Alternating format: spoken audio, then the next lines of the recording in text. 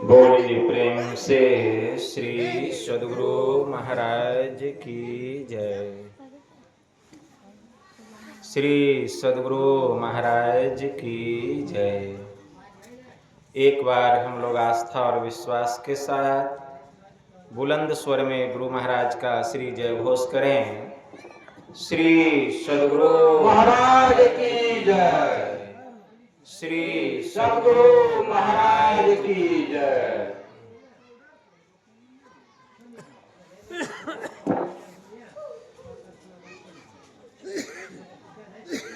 नमामि अमित ज्ञान रूपं कृपालं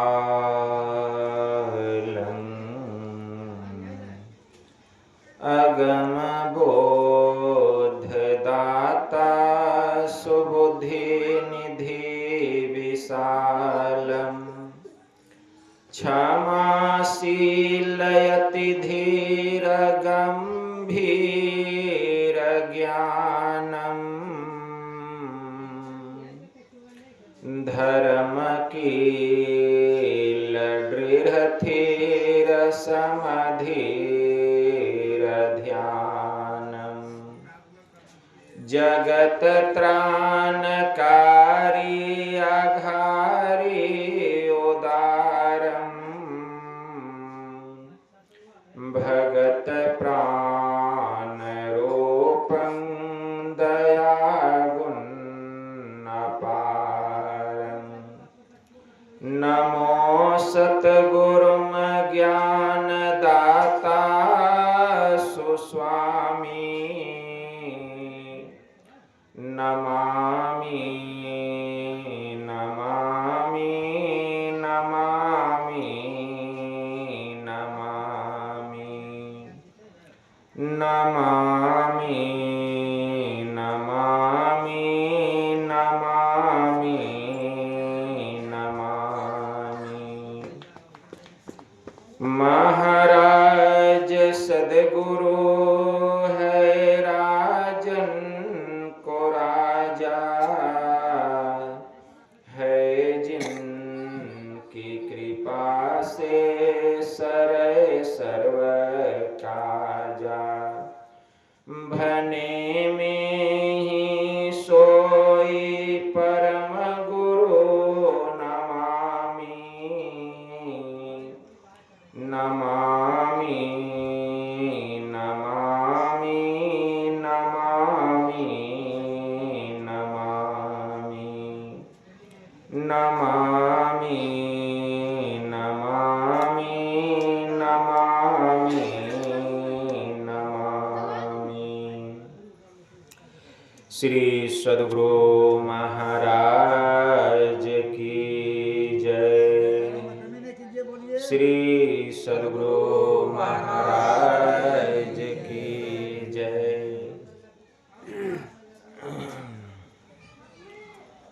अव्यक्त रूप में परमाराध्य संत सद्गुरु महाराज के पावन कमल चरणों में बारंबार नमन।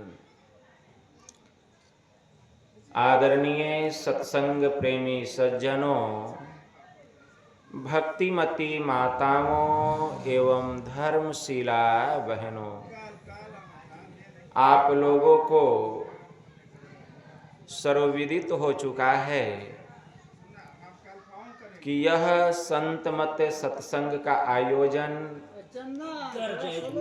हमारे ब्रह्मदेव बाबू की परलोकवासिनी अर्धांगिनी के स्थूल शरीर छूटने के उपरांत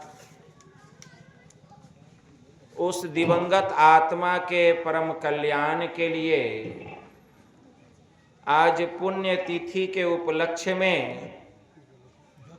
घर परिवार के समस्त लोगों ने मिलजुल कर यह संत मत सत्संग का आयोजन किए हैं।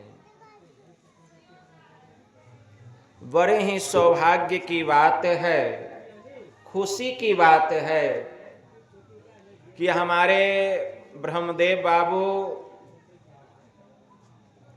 हमको लगता है कि 7-8 वर्ष गुजर गया होगा जो हम यहाँ आए थे और इनको ब्रह्म दीक्षा प्रदान किए थे, और बड़े ही समर्पण के साथ इन्होंने भजन भेद लेकर ध्यान सत्संग करना शुरू किए, और आज इतना अच्छा से स्तुति विनती गुरु महाराज का भजन आरती करते हैं और संत मत के गंभीरतम ज्ञान को खूब अच्छी तरह समझने का प्रयास करते हैं और अपने जीवन को भी उस पर उतारने का प्रयास कर रहे हैं। बड़ी सुंदर बात है। किसी की स्त्री का शरीर छूट जाए और प्रत्येक वर्ष पुण्य तिथि पर सत्संग हो, कितनी पुण्यात्मा होगी, कितनी धर्मशीला पवित्र आत्मा वह जीवात्मा है कि हमारे ब्रह्मदेव जी सत्संग करा रहे हैं। साधारण बात नहीं है। जीव के कल्याण की बात सत्संग में बतलाई जाती है। इसी तरह एक बार ब्रह्मा जी, देवों के देव भगवान महादेव, शिव जी के पास आए हैं और कहें कि हे प्रभु, संसार में समस्त प्राणी दुखों से त्राहिमाम हो रहे हैं। प्रभु, चारों तरफ मृत्यु लोक में हाहाकार मचा हुआ है, कोई भी सुखी नहीं है। आप जीव के परम कल्याण के लिए कोई उपाय बतलाइए जिससे कि जीव का परम कल्याण हो जाए। भगवान शिव जी ने ब्रह्मा जी से कहा कि हे ब्रह्मा जी,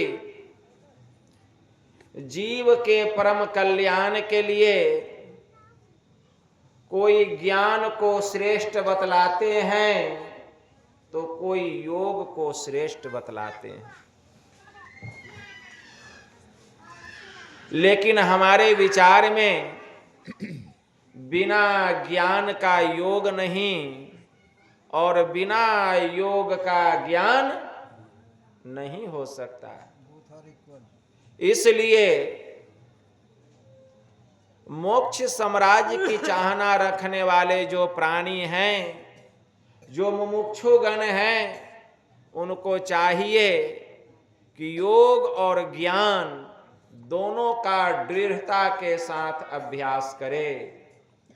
और भगवान शिव जी ने यह मंत्र कहा, योगहीनम कथम ज्ञानम मोक्षदं भवतिः भुः, योगो अपि ज्ञानहीनस्तो न क्षमो मोक्ष कर्मणि, तस्माज् ज्ञानं च योगं च मुमुक्षुरधिरं भैसेत। भगवान शिव जी ने यह मंत्र कहा। भगवान बुद्ध ने भी अपने भिक्षुओं से यही बात कही कि हे भिक्षुओं, ध्यान कर, कहीं बेपरवाही के बदले तुझे नरक में आग का धधकता हुआ गोला मुंह में न निगलना पड़े और जलते समय चिल्लाकर यह न कहना पड़े हाय यह दुख है। अरे ज्ञान बिना ध्यान नहीं है और ध्यान बिना ज्ञान नहीं है। जिसमें ज्ञान और ध्यान दोनों है वही तो निर्वाण के समीप है, वही तो मोक्ष के समीप है, वही तो मुक्ति के समीप है। और भगवान बुद्ध ने भी यह गाथा कही, नत्थि ध्यानम अपयस पय्या, नत्थि अझायतो यम ही ध्यान अच पय्या च स वे निब्बान संति के। अर्थात प्रज्ञा विहीन को ध्यान नहीं होता, ध्यान नहीं करने वाले को ज्ञान नहीं होता। जिसमें ज्ञान और ध्यान दोनों है वही तो निर्वाण के समीप है, वही तो मुक्ति के समीप है, वही तो मोक्ष के समीप है। महर्षि संसेवी परमहंस जी महाराज कहने कृपा किए, भगवान हमें धनवान बना सकते हैं, लेकिन हमारा निर्माण और निर्वाण तो संत सदगुरु के हाथ में है। जब तक हम संतों के शरण में नहीं जाएंगे, उनसे सदयुक्ति जानकर भक्ति नहीं करेंगे, योग नहीं करेंगे, सत्संग नहीं करेंगे, ज्ञान की प्राप्ति होने वाली नहीं है। अभी हम लोगों ने पदावली में सुना, कितना अच्छा भजन, क्या सुने? सुख मन के झीना नाल से अमृत की धारा बही रही, मीन सुरत धार धर भाठा से सीरा चढ़ी रही।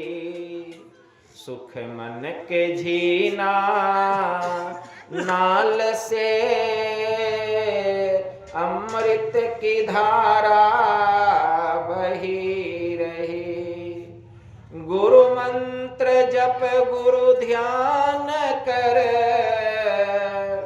गुरु सेव कर अति प्रीति कर, गुरु की आज्ञा मान प्यारे, कर सदा गुरु की कही। उस नाल का झीना दुआरा, गुरु तुझे देंगे बता, दो नैन नासा मध्य सन्मुख, सोई अग्र दर ले लही, तम फटे ज्योति भरे, आकाश की तू सैर कर, शब्द अनहद सार में मिल, लहल सतपद को सही, दुख दर्द भव के सब मिटे, सतगुरु चरण नित से ये, गुरु भक्ति बिन कछु न बने, में ही सकल संतन कही। सुख मन के झीना नाल से अमृत की धारा बही रही। गुरु महाराज की वाणी में आया, सुषुमना से अमृत की धारा बह रही है।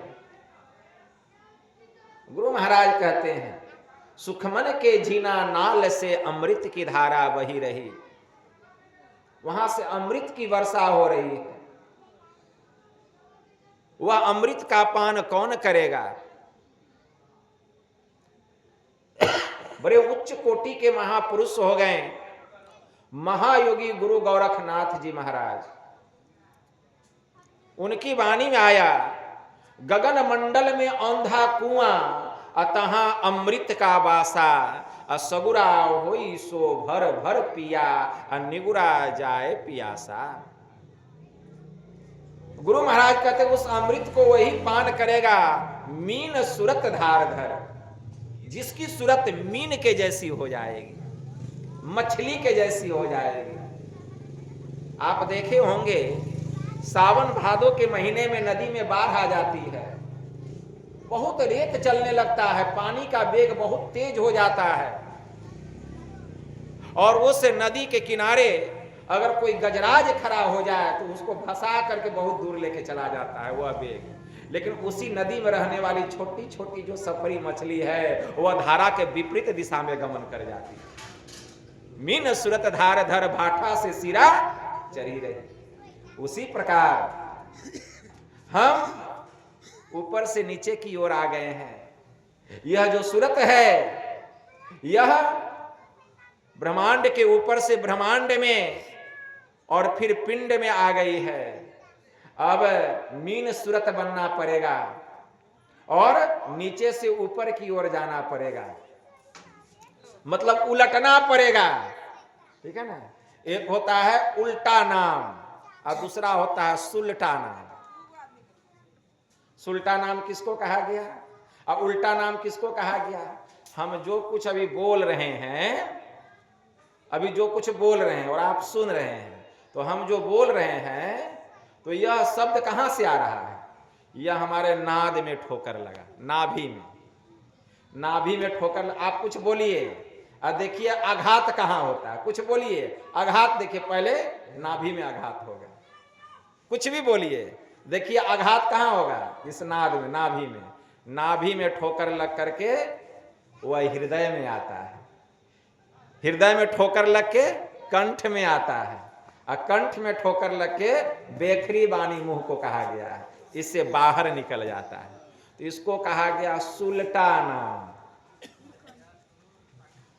जो भी हम जपते हैं वर्णात्मक नाम, चाहे कुछ भी जपिए, कोई भी मंत्र का जप कीजिए, यह सुलटा नाम। लेकिन सुलटा नाम से काम चलेगा? वह जो शब्द है वह उल्टा नाम है जो परमात्मा के पास से आया है।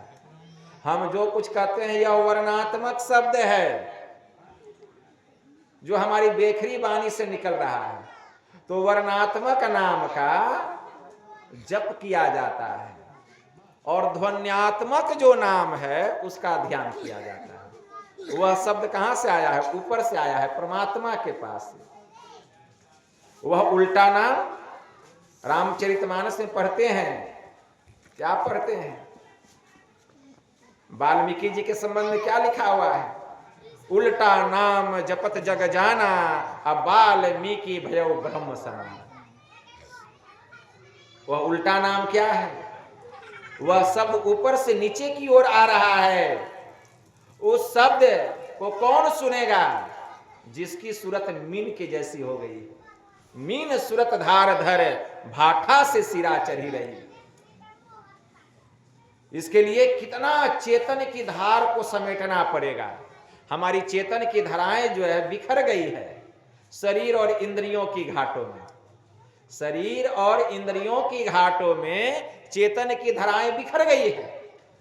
इस चेतन की धाराओं को समेट करके केंद्र पर केंद्रित करना पड़ेगा, तब भाठा से सिरा की ओर चढ़ी रही। मीन सूरत धार धर भाठा से सिरा चढ़ी रही। तो समेटेंगे तब ना। तो कैसे समेटने में आएगा? यह तुरंत नहीं आएगा। इसके लिए पहले एक नाम का जप करना पड़ेगा और एक रूप का ध्यान करना पड़ेगा। इसीलिए गुरु महाराज की वाणी में आया, गुरु मंत्र जप, गुरु ध्यान कर और गुरु सेव कर, अति प्रीति कर और गुरु की आज्ञा मान प्यारे, कर सदा गुरु की कही। इसके लिए गुरु महाराज की जो आज्ञा हो उसका पालन करना पड़ेगा। गुरु महाराज की सेवा करनी पड़ेगी और नित्य प्रतिदिन मानस जप करना पड़ेगा, मानस ध्यान करना पड़ेगा। तब गुरु मंत्र जप, गुरु ध्यान कर, गुरु सेव कर, अति प्रीति कर। जब यह काम करेंगे तब उस नाल का झीना दुआरा गुरु तुझे देंगे बता। तब हम कैसे उस द्वार का पता गुरु बतला देंगे। उस नाल का जो द्वार है कि वह द्वार कहाँ है, उस नाल का झीना द्वारा, वह जो झीना मार्ग है, वह जो सूक्ष्म मार्ग है, वह जो द्वार है, वह कहां है, उसका रास्ता, उसका पता, उसका भेद गुरु महाराज बतला देंगे। वह द्वार कहां है, कहीं बाहर में है, वही है परमात्मा के पास जाने का मार्ग।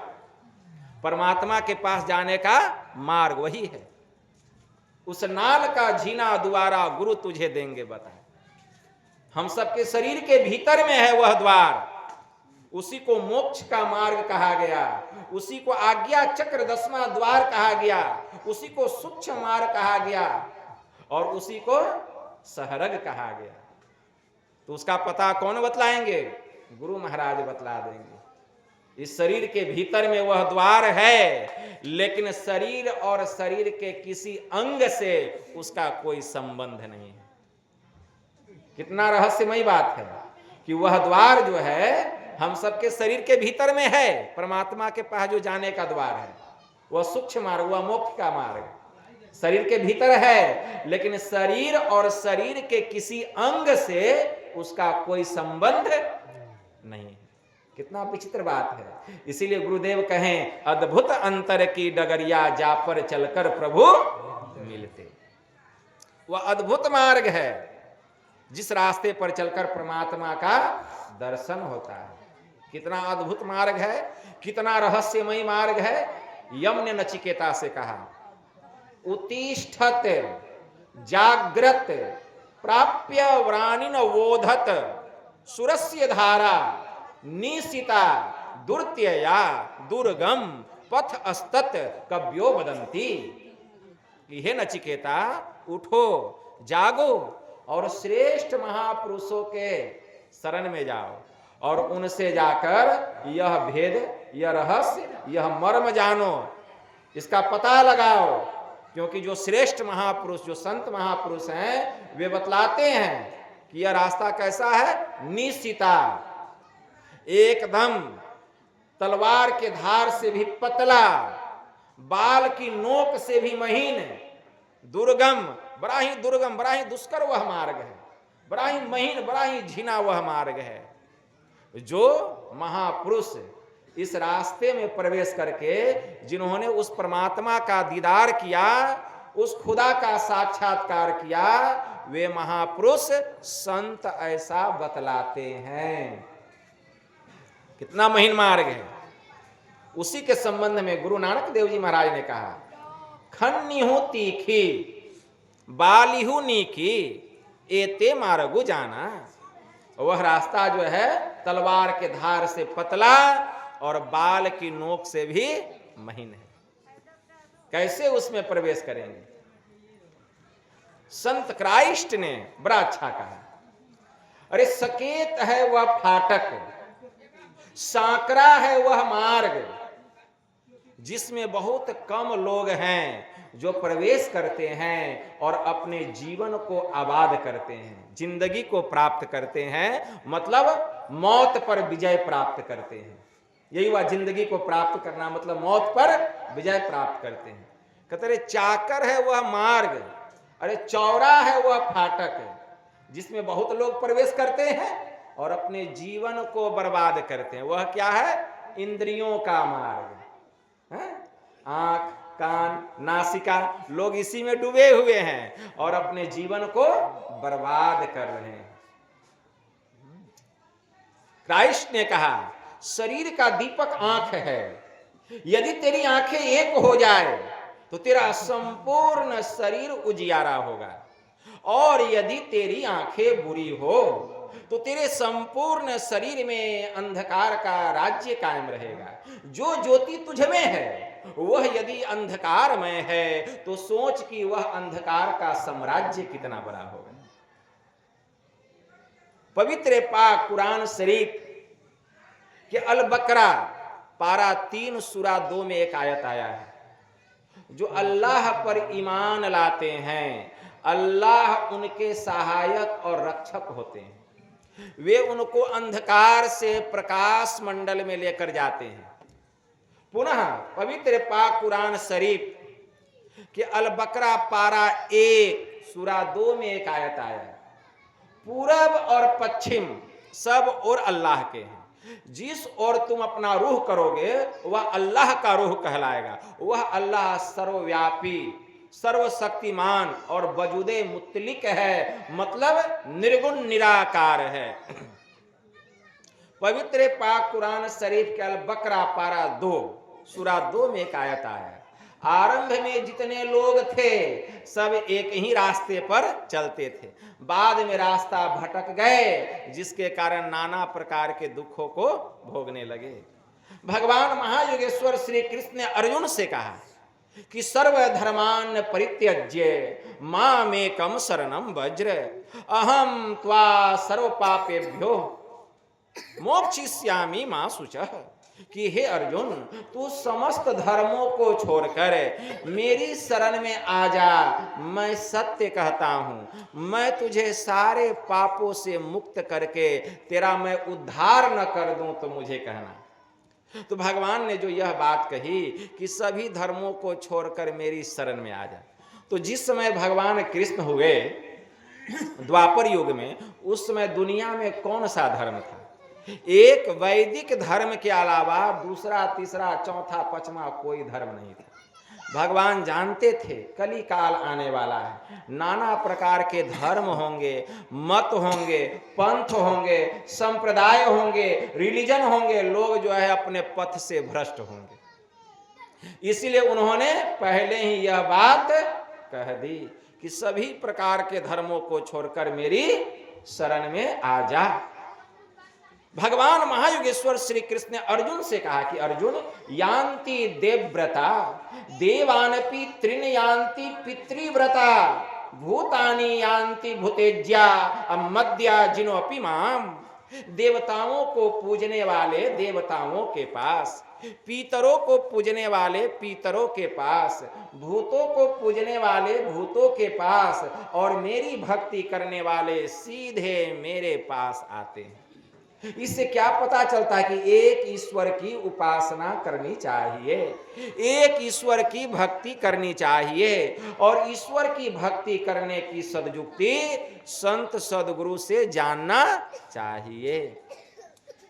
क्योंकि गुरु बिनु माला फेरता, गुरु बिनु करता दान, और गुरु बिनु सब निष्फल गया, अब बूझो वेद पुराण। जिसके जीवन में गुरु नहीं है उसका जीवन ही शुरू नहीं है। गुरु के बिना ज्ञान होता है, गुरु के बिना ज्ञान नहीं होता है।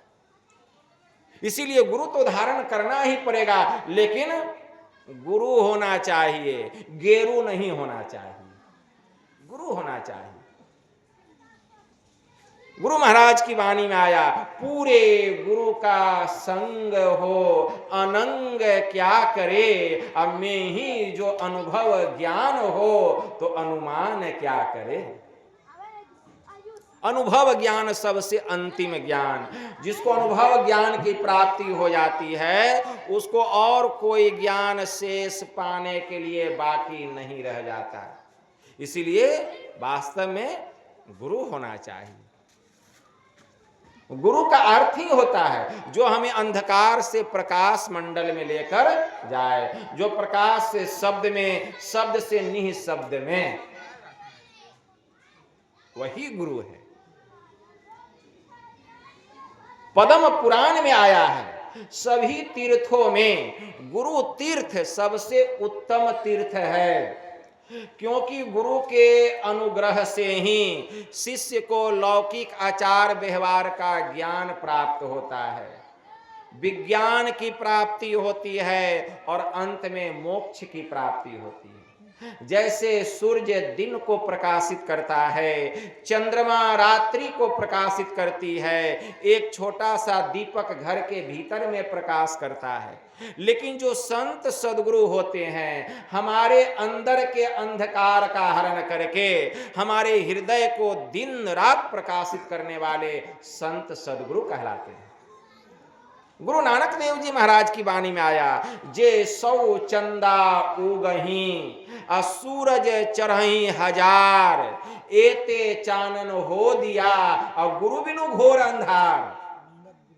अगर दिन में 1000 सूर्य निकल जाए, दिन कैसा होगा?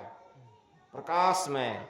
रात्रि में 100 पूर्णिमा का चांद निकल जाए, रात कैसा होगा? झकझक करेगा। इतना दिन रात प्रकाश होने पर भी जिसके जीवन में गुरु नहीं है, जे सौ चंदा उगही और सूरज चढ़ही 1000, एते चानन हो दिया और गुरु बिनु घोर अंधार, उसका जीवन अंधकार से भरा हुआ है। अब सोचिए कि गुरु की कितनी आवश्यकता है। गुरु महाराज की वाणी में आया, सच्चे संत सदगुरु रूपी बादशाह के शरण में जाओ, उनको दंडवत प्रणाम करो, कुछ दिनों तक उनकी चाकरी करो, सेवा करो, और जब तेरी सेवा से प्रसन्न हो जाएंगे तब वे तुझे ब्रह्म ज्ञान का भेद बतलाएंगे। भगवान महायोगेश्वर श्री कृष्ण ने अर्जुन से कहा, तद्विधि प्राणिपातेन परिप्रश्नेन सेवया उपदेशयन्ति ते ज्ञानम ज्ञानिन अश्वतत्वदर्शिनः, कि हे अर्जुन, तत्व ज्ञानी महापुरुषों के शरण में जा, उनको दंडवत प्रणाम कर, कुछ दिनों तक उनकी खिदमत कर, उनकी गुलामी कर, उनकी नौकरी कर, जब तेरी सेवा से वे प्रसन्न हो जाएंगे तब वे तुझे आत्मा का रहस्य बतलाएंगे। और उस आत्मज्ञान को जानकर जब तू ध्यान करेगा तो पहले तुझे अपने स्वरूप का ज्ञान होगा, तदंतर मेरे स्वरूप की पहचान होगी और तू सदा के लिए दुखों से निवृत्त हो जाएगा। क्योंकि आत्मज्ञान से बढ़कर इस संसार में कोई दूसरा ज्ञान नहीं। इसलिए मनु भगवान ने कहा, सर्वे सामपि चैते समात्म ज्ञानम परम अस्मृतम तद्य गर्यम सर्व विद्यानाम प्राप्यते है मृतम ततः, कि सभी विद्याओं में आत्मविद्या सबसे श्रेष्ठ विद्या है, सभी ज्ञानों में आत्मज्ञान सबसे श्रेष्ठ ज्ञान है। यह अज्ञानता का हरण करने वाला, अंधकार का नाश करने वाला और मुक्ति रूपी मतलब मोक्ष रूपी अमृत सुख को प्रदान करने वाला है। इस ज्ञान से बढ़कर और कोई दूसरा ज्ञान ही नहीं है। भगवान शिव जी ने शिव गीता में माता पार्वती को कहा, इदम तीर्थम भ्रमति ताम सह जनः आत्म तीर्थ न जानांसि कुतो मोक्षः श्रीनु प्रियः, कि हे देवी, जो तामसी प्रवृत्ति के लोग होते हैं वे इधर उधर जिधर तिधर यहाँ वहाँ जहाँ तहाँ जाते हैं और कहते हैं यह तीर्थ है, तो यह धाम है, लेकिन आत्म तीर्थ को जाने बिना जीव का परम कल्याण नहीं होता। श्री जवाब दर्शनोपनिषद में मंत्र आया, तीर्थे दाने जपे यज्ञ काष्ठे पसान के सदा शिवम पश्यति मूढ़ात्मा शिवे देहे प्रतिष्ठिते। वह शिव तो हम सबके भीतर में विराजमान है, लेकिन अज्ञानी लोग तीर्थों में, दानों में, जप में, यज्ञ में, काष्ठ में और पाषाण में शिव को ढूंढते हैं, लेकिन वह शिव तो हमारे हृदय में है। मुक्ति को उपनिषद में बड़ा अच्छा मंत्र आया है। मैत्रेय ऋषि ने कहा, पाषाण लोह मणि मृन्मय विग्रहेषु पूजा पुनर्जनन भोग करई मुक्षुः तस्माद्यति स्वहृदयाचारण में कुर्याद बाह्याचरणम परिहरेद पुनर्भवाय। पाषाण मतलब पत्थर, मणि लोहा मिट्टी की मूर्ति की पूजा करने से मोक्षार्थी को पुनः बार बार भोग जन्म की प्राप्ति होती है। इसलिए यति को चाहिए कि अपने हृदय का पूजन करे, सारांश अंतर्मार्गी बने, ब्राह्य पूजन से अपने को खूब बचा करके रखे। इसीलिए हमारे गुरुदेव ने कहा, संतन मत भेद प्रचार किया गुरु साहब बाबा देवी ने, थे अंध बने फिरते बाहिर, अंतर पथ भेद न थे जाहिर। हमें बोधि बुझाए सुझाए दिया, गुरु साहब बाबा देवी ने क्या बंद कराए पलक पट को, कहे अब बाहर में तुम मत भटको। बहुत भटक लिए, बाहर में भटकने से क्या होगा? सीधे सन्मुख सुषमन बिंदु को गहवाया बाबा देवी ने।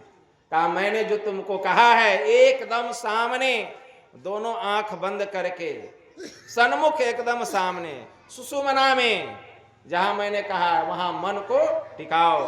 दृष्टि की दोनों धार वहां जा करके मिलेगी, अंधकार का मंडल फटेगा, तब सुषमन घर में ध्वनि धार बजे, तब शब्द की बरसात होगी। प्रकाश का झिलमिलाता हुआ रंग बिरंग का वह मनोरम दृश्य दिखाई देगा। क्या कहते हैं गुरुदेव? सुखमन घर में ध्वनि धार बजे, चरी श्वेत सुरत सोधार भजे, अनहद उलझन यही युक्ति तजे। सत ध्वनि की युक्ति दई गुरु ने, जितना उलझन है सब सुलझ जाएगा। गुरु की यह युक्ति बड़ी में ही प्रगट संसार नहीं, यही ढोल पिटाए सुनाए दिया गुरु साहब बाबा देवी ने। यह जो ज्ञान है, यह जो ब्रह्म विद्या है, जब यह दुनिया नहीं था तब यह ज्ञान था, जब यह दुनिया है तब यह ज्ञान है, और जब यह दुनिया नहीं रहेगी तब भी यह ज्ञान रहेगा। गुरु की यह युक्ति बड़ी में ही प्रगट संसार नहीं, यही ढोल पिटाए सुनाए दिया गुरु साहब बाबा देव ने। कैसा ज्ञान है, अनमोल खजाना है। गुरु महाराज कहने की कृपा किए, लाया हूं तूफान से किश्ती निकाल कर, इस ज्ञान को रखना मेरे बच्चों संभाल कर। कैसा अनमोल खजाना है। गुरु महाराज की वाणी में आया, दो नैन नासा मध्य सन्मुख सुई अग्रदर ले लही। ठीक है ना, जब हम दृष्टि साधना करते हैं तो इसके लिए पहले कुछ काल तक हम मानस जप करें, कुछ काल मानस ध्यान करें। मानस जप और मानस ध्यान करने से मन पवित्र होता है, मन शांत होता है, मन निर्मल होता है, मन का शुद्धिकरण होता है। गुरु महाराज की वाणी में आया, गुरु जाप मानस ध्यान मानस, कीजिए दृढ़ साध कर, इनका प्रथम अभ्यास कर। सूरत क्या होता है? शुद्ध होता है। सूक्ष्म साधना करने की हमारे भीतर में योग्यता आ जाती है, तब हम दृष्टि साधन करें। कैसे? तो गुरु महाराज की वाणी में आया, गुरुदेव कहते हैं, दो नैन नासा मध्य, दोनों आंखों के मध्य में, दो नैन नासा मतलब दोनों आंख और नासिका, दोनों आंख और नासिका के मध्य में। ठीक है ना, दो नैन नासा मध्य, सन्मुख एकदम सामने। भगवान महायोगेश्वर श्री कृष्ण ने इसी को नासाग्र कहा है, नासाग्र ध्यान। नासाग्र का मतलब क्या होता है जानते हैं? एक शब्द लिखिए नासाग्र, तो उसका अर्थ क्या होगा? एक शब्द लिखिए नासाग्र, तो ये हो गया शब्द, और उसका शब्दार्थ क्या होगा? उसका शब्दार्थ होगा नासिका का अगला भाग, नासिका का अगला भाग। नासाग्र का मतलब, नासाग्र मतलब नासिका का अगला भाग। तो नासिका का अगला भाग कौन है?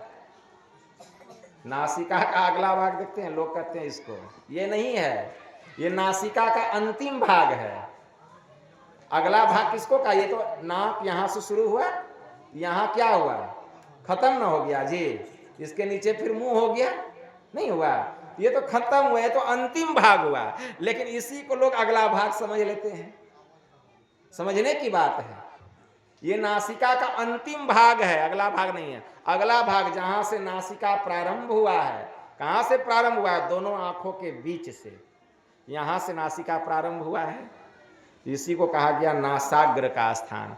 और ठीक उसके सामने, एकदम सामने, दोनों आंख और नासिका का जो मिलन स्थान, ठीक उसके सामने, दो नयन नासा मध्य सन्मुख है। सन्मुख का मतलब क्या होता है? सामने। कितना सामने? तो गुरु महाराज इसकी भी व्याख्या कर दिए। गंग जमुन बिच सरस्वती संगम पर, संध्या करू नित भाई, दृष्टि युगल कर, अंगुल द्वादश पर, दृढ़ थिर धरु ठहराई, अप्राण स्पंदन बंद हो जाई, मनहु तजई चंचलाई। पूरा खुलासा कर दिए। दृष्टि युगल कर, अंगुल द्वादश पर, गंग जमुन बिच सरस्वती संगम पर। गंगा जमुना और सरस्वती का जो मिलन स्थान है, एकदम नासाग्र में। कितना दूरी पर? तो 12 अंगुल की दूरी पर। लेकिन 12 अंगुल बनाना नहीं है, बना करके ध्यान नहीं करना है, ठीक है ना। अनुमान से आंख बंद कर लिए और एकदम सामने में जो भजन भेद लिए होंगे उनको पता है, वहीं पर ध्यान लगाना है। दो नयन नासा मध्य सन्मुख, एकदम सामने में, सिमटी हुई निगाह से देखना है। सुई अग्र दर ले लही, तो वह निशान जो प्रकट होगा कैसा? सुई लीजिए हाथ में और सुई की नोक को देखिए। सुई की नोक का जो ऊपरी भाग है उससे भी सूक्ष्म वह द्वार है, वहां पर परमात्मा के पास जाने का उससे भी सूक्ष्म द्वार है। सुई अग्रदर ले लही, वहीं पर ध्यान लगाना है। जब वहां ध्यान लगाएंगे तो क्या होगा? बहुत ध्यान लगाना पड़ेगा। हम सोचेंगे 10 मिनट बैठ जाएंगे, नहीं होगा। 20 मिनट बैठ जाएंगे, नहीं होगा। आधा घंटा बैठ जाएंगे, नहीं होगा। इसके लिए घंटों बैठना पड़ेगा। 8 पहर सन्मुख लरे, सोई बांधे बाना हो, जीत चला भवसागर को, सो सुरा मर्दाना हो। ठीक है ना। 8 पहर साधन में पगी जाए, गुरु महाराज की वाणी में आया, अति ही गंभीर हो या तन शुद्धि नहीं रहे, धीर बलबीर सो, सांझ भोर दिवस रैन, कछु जानत नाही, अरे हारे में ही बाहर जरवत रहे, माही चेतन सही। इतना साधना करना पड़ेगा। कहा गया बैठे चूत तो निकले सूत। सूत निकालने के लिए चूत बैठना पड़ता है। एक आसन से बैठना पड़ेगा, घंटों बैठना पड़ेगा। कम से कम एक आसन से 1 घंटा जरूर बैठना चाहिए। जब भी हम साधना पर बैठें, कम से कम 1 घंटा, अधिक से अधिक जितना आप बैठ सकते हैं, लेकिन कम से कम 1 घंटा। लेकिन लोग ठीक ठीक आधा घंटा भी नहीं बैठ पाते हैं। इसीलिए इसके लिए बैठने का अभ्यास डालना चाहिए। अभ्यास डालना चाहिए बैठने का। देखते हैं लोग सिनेमा देखने जाते हैं, 1.5 घंटा में इंटरवल होता है, बैठ जाते हैं एक आसन से 1.5 घंटा। लेकिन जब ध्यानाभ्यास करने बैठेंगे तो 10 मिनट नहीं बैठ पाएंगे। तो इसके लिए अभ्यास करना पड़ेगा, आदत डालना पड़ेगा, तब बैठते बैठते बैठने लगेंगे। तो घंटों बैठने का अभ्यास करना चाहिए। दो नयन नासा मध्य सन्मुख, सुई अग्र दर ले ले, वहां सिमटी हुई निगाह से देखना पड़ेगा। बड़ा अच्छा मंत्र आया है श्री जवाल दर्शनोपनिषद में। मंत्र क्या आया है?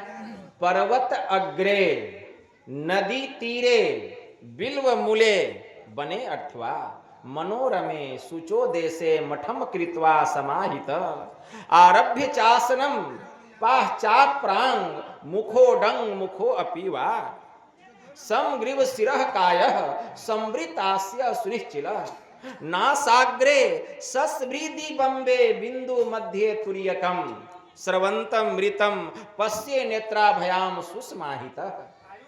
जवाला ऋषि का कथन है। क्या कहते हैं? पर्वत अग्रे मतलब पर्वत के आगे, नदी तीरे मतलब नदी के किनारे, बिल्व मूले मतलब बेल पेड़ के नीचे जड़ के पास, बने अथवा किसी जंगल में, मनोरमे मतलब मनोहर स्थान में, शुचो देशे पवित्र स्थान में, मठम कृत्वा मठ बनाकर स्थिर हो जाए, मठम कृत्वा समाहित, आरभ्य चासनम एक आसन से बैठ करके ध्यान करना आरंभ करें, पाश्चात प्रांग मुखो डंग मुखो अपीवा, जब हमारा मुंह हो, जब हम बैठे तो पूर्व दिशा की ओर या उत्तर दिशा की ओर मुंह हो, पाश्चात प्रांग मुखो डंग मुखो अपीवा, पूर्व की ओर या उत्तर की ओर। उसके बाद क्या कहते हैं, समग्रीव सिरह कायः समृतास्य सुनिश्चिल, एकदम एक आसन से धड़ गर्दन मस्तक को सीधा रखते हुए 90 डिग्री के कोण पर, शरीर में जरा सा भी हिल डोल नहीं हो, हिमालय की तरह अडिग हो करके बैठे। नासाग्रे सस्वृद्धि बम्बे बिंदु मध्य तुर्यकम, फिर दोनों आंखों को बंद करके नासिका के अग्रभाग में, नासिका के अग्रभाग में नासाग्रे, सस्वृद्धि बम्बे मतलब चंद्रमा के प्रतिबिंब को देखते हुए दोनों आंखों को बंद करके भीतर के नेत्र से वहां से जो अमृत की वर्षा हो रही है उस अमृत का पान करें। स्रवंतम मृतम पश्ये नेत्राभयाम सुस्माहितः, भीतर के नेत्र से उस चूते हुए अमृत का पान करें, तब देखिए क्या आनंद है, क्या सुख है, क्या सुकून है, वह शांति, वह सुख, वह आनंद तो यह दुनिया में भी नहीं। तो जो ऐसा करेंगे वह उस अमृत को पाएंगे। तो दो नयन नासा मध्य सन्मुख सुई अग्रदर ले लही, जब इस तरह की साधना करेंगे तब क्या होगा, गुरु महाराज कहते तम फटे, अंधकार का मंडल फट जाएगा, तब ज्योति भरे, प्रकाश ही प्रकाश, प्रकाश ही प्रकाश, झिलमिलाता हुआ प्रकाश, सहस्त्र दल कमल ज्योति करे झलमल, त्रिकुटी में सूर्य उदय हो। दो नयन नासा मध्य सन्मुख सुई अग्रदर ले लही, तम फटे ज्योति भरे, तब आकाश की तू सैर कर। यह सूरत कहाँ जाएगी, स्थूल मंडल को पार करके सूक्ष्म मंडल में, प्रकाश मंडल में, पिंड को त्याग करके ब्रह्मांड पर चढ़ाई करेगी। तजो पिंड चढ़ी जाओ ब्रह्मांड ही, जो वीर हो अपेलो सुस्मन दृष्टि, शिस्त जो तीर हो बिंदु नाद अगुवाई तुम ही ले जाएंगे, अरे हारे में ही ज्योति सहनाद की सैर कराएंगे। खूब सैर कीजिए। दो नयन नासा मध्य सन्मुख सुई अग्रदर ले लही, तम फटे ज्योति भरे, आकाश का तू सैर कर, तब शब्द अनहद सार में मिल, लह ले सतपद को सही। तब साधना करते करते सूरत और आगे बढ़ेगी, सारे आवरणों को पार करेगी, सारे मंडलों को पार करेगी, नाना प्रकार के दृश्य को देखेगी। संत कबीर साहब ने कहा, सहस्त्र दल कमल में पूनम का चांद, त्रिकुटी महल में पूर्ण सूर्य का दर्शन। यही घट चंदा, यही घट सूर, यही घट बाजे अनहद तूर, यही घट बाजे तबल निशान, अब बहिरा शब्द सुने नहीं कान। कितना आनंद, कैसा अनुभव, कैसा रस, उस आनंद का क्या कहना। वहां जो आनंद है, वहां जो सुख है, गुरु महाराज की वाणी में आया। दो नयन नासा मध्य सन्मुख सुई अग्रदर ले लही, तम फटे ज्योति भरे, आकाश का तू सैर कर, शब्द अनहद सार में मिल। तब जो है सार शब्द की अनुभूति होगी, सार शब्द की अनुभूति होगी, जिसको सतनाम कहा गया, जिसको ब्रह्मनाद कहा गया, जो शब्द परमात्मा के पास आ रहा। कब, जब जड़ का सब आवरण जीव पर से उतर जाएगा, तब जब आप अकेले हो जाएंगे, जड़ से चेतन अलग हो जाएगा। जब जड़ से चेतन अलग हो जाएगा, जब केवल्य दशा को हम प्राप्त करेंगे, जब हम केवल्य दशा को प्राप्त करके सतलोक में जाएंगे, तो सतनाम की ध्वनि सुनाई देगी। वह सतनाम की ध्वनि सृष्टि के कण कण में हो रहा है, अभी भी हो रहा है, सुनाई दे रहा है नहीं। क्यों? क्योंकि सूरत जो है अभी शरीर और इंद्रियों के बंधन में बंधा हुआ है। जब तक सूरत शरीर और इंद्रियों के बंधन से अलग नहीं होगा, जड़ से चेतन जब तक अलग नहीं होगा, सतनाम की ध्वनि की अनुभूति होने वाली नहीं है। जैसे ही जड़ से चेतन वहां अलग हुआ, केवल्य दशा को प्राप्त किए, जड़ से चेतन अलग होकर सतलोक में जैसे चेतन जाती है, वहां जो वह सतनाम है, वह जो ब्रह्मनाद है, उसकी ध्वनि हो रही है, उसकी अनुभूति होती है, वह सुनने में आता है। संत पलटू साहब की वाणी में आया, नाम डोर है गुप्त को नहीं जानता, निह अक्षर का रूप दृष्टि नहीं आवता, रंकार आकार पवन को देखना। अरे हाँ रे पलटू, देखत है कोई संत और सब पेखना, जो कोई चाहे नाम को सो नाम अनाम है जी, आ लिखन पढ़न में आवे नाही, निह अक्षर काम है जी, रूप कहे अनुरूप पवन अनुरेखते। अरे हाँ रे पलटू, गैब दृष्टि से संत नाम वह देखते। गैब दृष्टि, वहां आत्मा प्रकाशित होती है, उसी को गैब दृष्टि कहा गया। क्या जामे जमशेद का, क्या सिकंदर ऐन, दिल चश्मा सो देखिए अविगत सूझत नैन। वहां आत्मा प्रकाशित होती है, तब उस नाम की अनुभूति होती है। शाहजहां के एक पुत्र हो गए, उनका नाम था दारा शिकोह।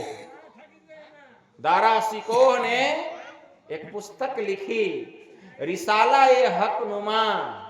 रिसाला ए हक नुमा के पृष्ठ संख्या 16 में उन्होंने लिखा, यह पूरी दुनिया, यह पूरी कायनात खुदा के नूर और कलमे के कलाम से भरपूर है।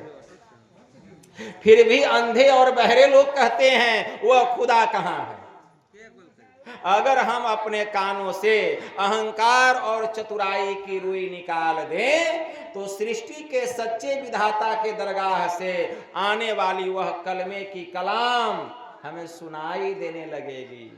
पता नहीं लोग कयामत के दिन बजने वाले बिगुल का क्यों इंतजार कर रहे हैं, जबकि प्रत्येक प्राणियों के भीतर में खुदा का बिगुल हो रहा है, लेकिन हम उसे नहीं सुन पा रहे हैं। यही तो हमारा सबसे बड़ा दुर्भाग्य है।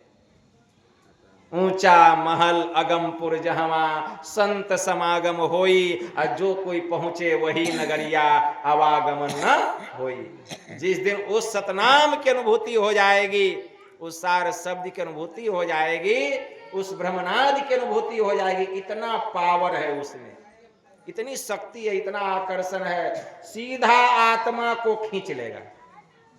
आत्मा को खींच लेगा, और खींचकर क्या करेगा, जहां से वह सतनाम आया है, सतपुरुष के पास से, परमात्मा से, वहीं परमात्मा में इस आत्मा को ले जाकर के मिला देगा। छुटकारा, मुक्ति, बंधन से छूट जाएंगे, सीधा परमात्मा में मिला देगा।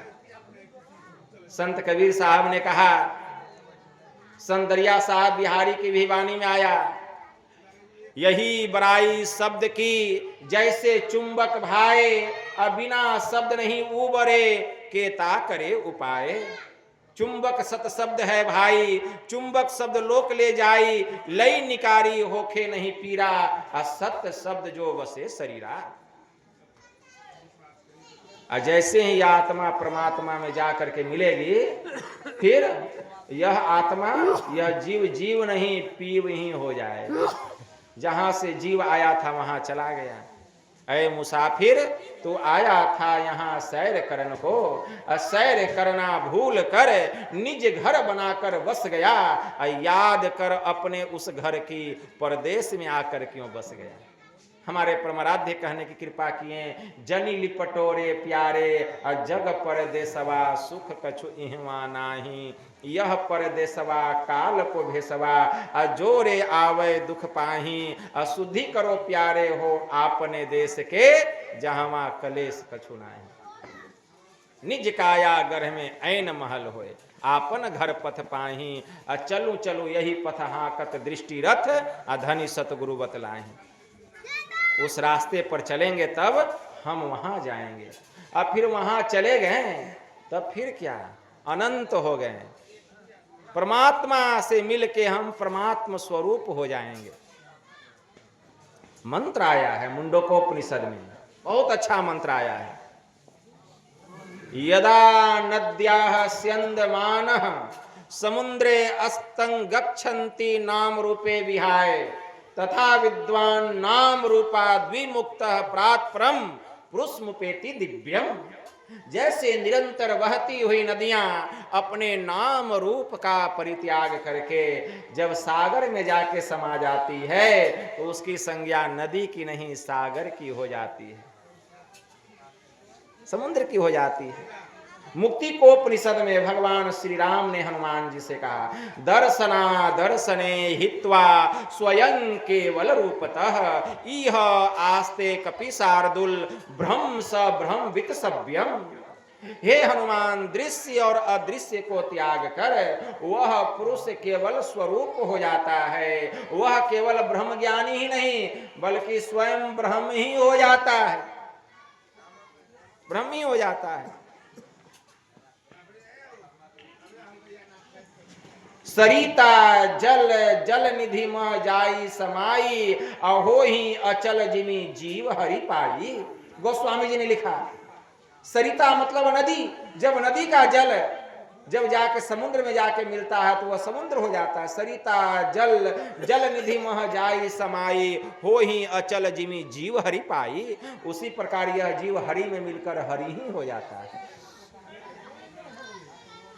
इसीलिए हमारे गुरुदेव कहते हैं, क्या कहते हैं, गुरुदेव की वाणी में आया, गुरुदेव की वाणी में आया कि फिर हम प्रभु हम एक ही होई, द्वंद्व और उद्वेत नहीं रहे नहीं कोई।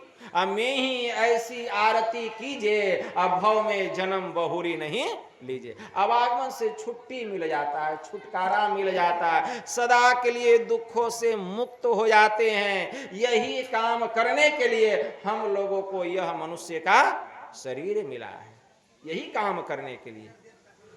जो यह काम करता है तो उसका जीवन सार्थक है, और जो यह काम नहीं करता वह अभागा है।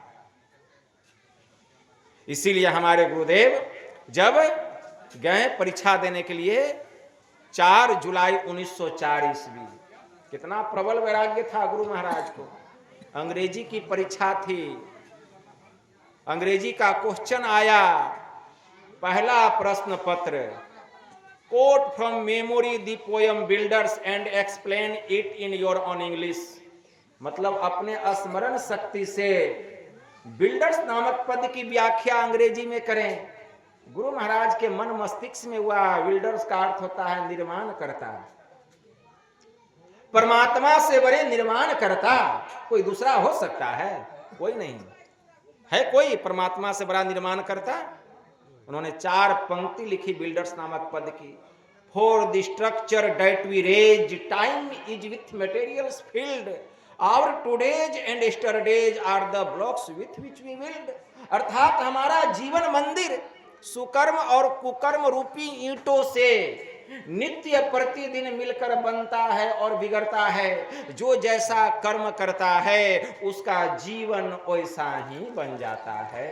इसीलिए समय की सदुपयोगिता ईश्वर की भक्ति और सत्संग में है।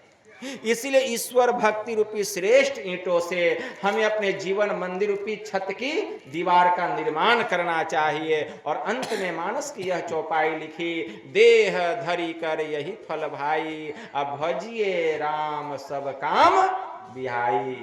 और रामचरितमानस का यही चौपाई लिखा। और शिक्षक को जाकर देते, कहते मे आई गो आउट सर। और शिक्षक भी ऐसे थे कि ले लिए, जब तक कि पूरा घंटी नहीं बज जाता था, समय नहीं हो जाता था, किसी को बाहर नहीं निकलने दिया जाता था। और शिक्षक पर भी कौन ब्रह्मा सवार था उनको जाने के लिए दिए। निकले तो निकलिए गए, ज्ञान को प्राप्त किया और उन्होंने अपने जीवन को सार्थक किया।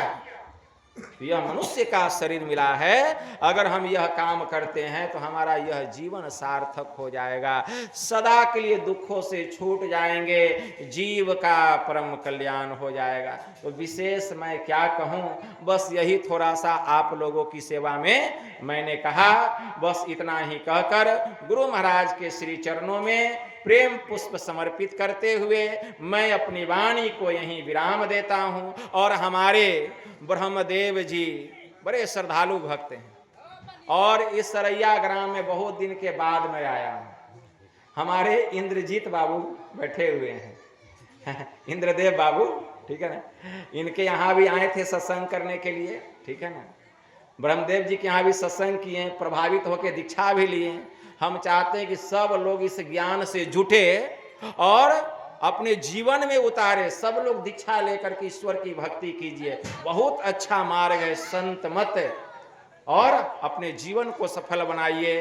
तो मैं इनकी अर्धांगिनी परलोकवासिनी धर्मपत्नी कि स्थूल शरीर छूटने के उपरांत उस दिवंगत आत्मा के परम कल्याण के लिए आज पुण्य तिथि के उपलक्ष्य में यह संतमत सत्संग का आयोजन किया गया। मैं गुरु महाराज से प्रार्थना करता हूं कि ऐसे पुण्यात्मा को गुरु महाराज अपने शरण में शरणागत करें और पुनः मनुष्य का शरीर प्रदान करें कि इनकी भक्ति जहां से छुटी हुई है वहां से वह अपनी भक्ति प्रारंभ करें। बोलिए प्रेम से श्री सद्गुरु महाराज की जय। तो मैं यहीं से अब मंच से नीचे उतरूंगा, मुझे भागलपुर जाना है। आगे का जो कार्यक्रम है आप लोग अपना चालू रखिए।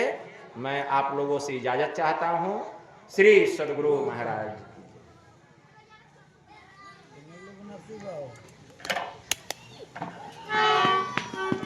चलिए